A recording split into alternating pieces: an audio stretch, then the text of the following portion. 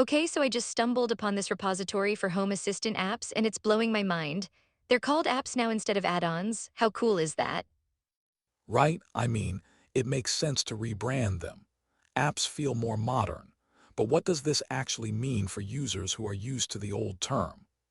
Good question. It sounds like they're designed to extend functionality in such a user-friendly way, like integrating with MQTT brokers or database servers directly. Exactly. And the way they can be accessed through the Home Assistant front end makes it sound really straightforward. But is it really that simple? I think it might be, but I wonder if there are limits to how much you can customize these apps. Like, can you develop your own if you wanted to? Actually, yes. The documentation suggests it's possible. That's interesting, but developing an app sounds daunting. How accessible is that for the average user? Yeah, I'm curious about that too. It's great they provide guidance, but do most users have the coding skills needed? It might feel out of reach for some. Right? Plus, there's the risk of bugs in user-created apps. I can just imagine someone messing up their entire setup. Is it worth the risk?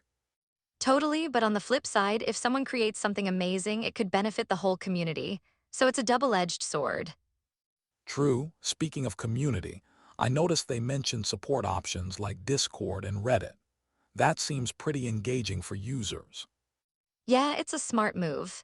Having a community means users can help each other out, which might lower the barrier for new developers too.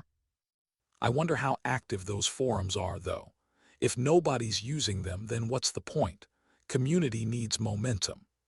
Exactly, it's like a garden. If no one waters it, it dies. But when it thrives, it can really spark innovation. Speaking of innovation, some of those apps sound super practical, like the SSH server and remote shutdown for Windows machines. That's genius. Right? It's like having control over your whole home system from anywhere. But then I wonder about the security implications.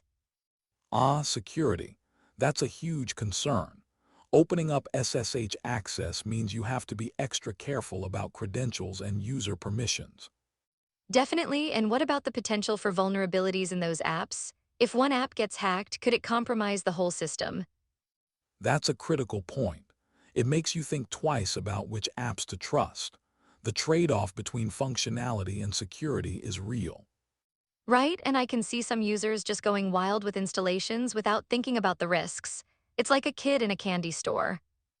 LOL, exactly. But then they end up with a system that's all jumbled up. There has to be a better way to educate users on responsible usage. Totally, maybe tutorials or video guides could help. A hands-on approach might reduce the risk of bad installations. That could work, and maybe showcase successful apps in a spotlight feature to encourage more responsible experimentation. Great idea, it's like peer endorsement. If someone sees an app that's working well for others, they're more likely to try it out. Exactly, it builds confidence.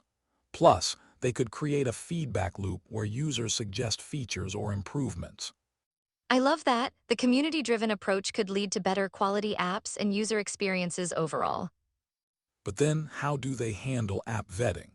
If anyone can publish an app, aren't they risking quality control? That's a tricky balance. Maybe a rating system could help users navigate the sea of options, highlighting reliable creators. Smart thinking. It also encourages app developers to maintain quality to keep their positive ratings. I can see this evolving into something truly collaborative. Imagine a thriving ecosystem of apps. That would be amazing. But it also makes me think about how to prevent malicious apps from sneaking in. For sure, that's why transparency is key. Users should be able to see how many have downloaded an app and its update history. Exactly. And maybe a way to report issues or problematic apps would be beneficial too. Now that you mention it, that could act as a necessary check and balance. Community vigilance is so important. Totally, and it keeps developers accountable. They need to know that users are watching. This whole conversation gives me hope for the future of the home assistant ecosystem. There's so much potential. Right? It's a balancing act between innovation and security, but I think it's a worthwhile journey.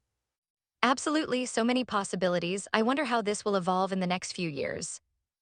Me too. It's exciting to think about where this community could go. Let's keep our eyes on it.